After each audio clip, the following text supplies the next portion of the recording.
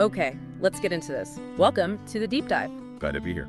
Today we're looking at a vessel that, well, it didn't just sail, it completely changed the game for naval power. I'm talking about the USS Nautilus. The world's first operational nuclear submarine. A huge leap. Exactly. We've gathered some notes, some excerpts covering its story and its massive impact. And our goal here is to pull out the really key stuff. Why was a submarine such a revolutionary thing? It's all about the power source and what that unlocked. Right. And get ready, because what nuclear power enabled was, well, incredible. And that famous mission under the Arctic ice, just pure audacity. Have really shifted the whole paradigm. You have to remember, before Nautilus, submarines lived and died by their batteries. Limited time underwater. Severely limited. They had to keep surfacing for air, run noisy diesel engines. It really dictated everything: range, speed, how well they could hide. They're more like boats that could dip underwater for a bit, not true submarines. Pretty much.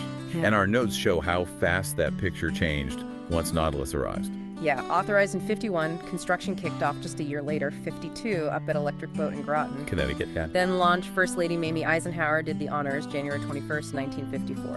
And commissioned into the Navy September 30th that same year. Things moved fast. So what was the core innovation? That must be the reactor. Absolutely, the nuclear propulsion. Specifically, the Submarine Thermal Reactor, the S2W. S2W. This wasn't just a better engine, it was a power plant that didn't need air. Didn't need constant refueling like diesel. It could just go. Which meant longer submerged times. Weeks, months even. And traveling huge distances underwater, fast. Suddenly, all those World War II anti-sub tactics, they were in trouble. How do you even find a sub that almost never has to surface? Exactly. Those older strategies depended on subs having to, well, breathe, pop up, become vulnerable to radar, planes. Nautilus just stayed down. Took away that vulnerability, almost completely. It could operate far away for ages, totally changing naval strategy, like overnight. Things got very interesting, strategically speaking. And it seems Nautilus didn't waste any time showing off that first message. Oh yeah, January 17th, 1955, underway on nuclear power. Iconic. And it immediately started breaking records, right? Submerged speed, endurance. Setting the bar higher almost instantly. Yeah. But the mission that really grabbed headlines, that was Operation Sunshine. 1958. This is the Arctic one. That's the one. Commander William R. Anderson in charge. The goal: go under the Arctic ice cap, submerge the whole way. Which sounded impossible back then. Pretty much. But they did it.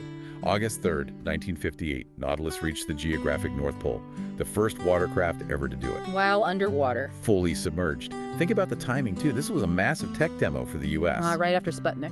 Exactly. The Soviets launched the first satellite, and relatively soon after, the U.S. sails a submarine under the North Pole.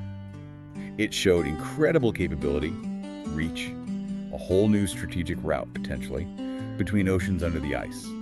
A huge Cold War statement. And the recognition reflected that. The crew got the Presidential Unit Citation. The first one ever given in peacetime. That tells you how significant this was considered. An amazing achievement for an amazing vessel. Absolutely extraordinary. So Nautilus served for many years after that, proving the whole nuclear concept at sea.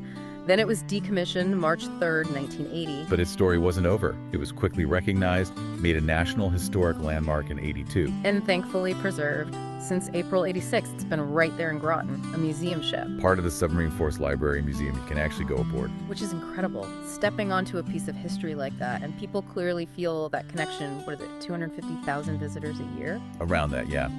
It still draws a crowd. When you look at its whole arc concept, game changer, now a museum piece. It's just a powerful example, isn't it? How one leap in technology can completely reshape what we think is possible, both in conflict and exploration.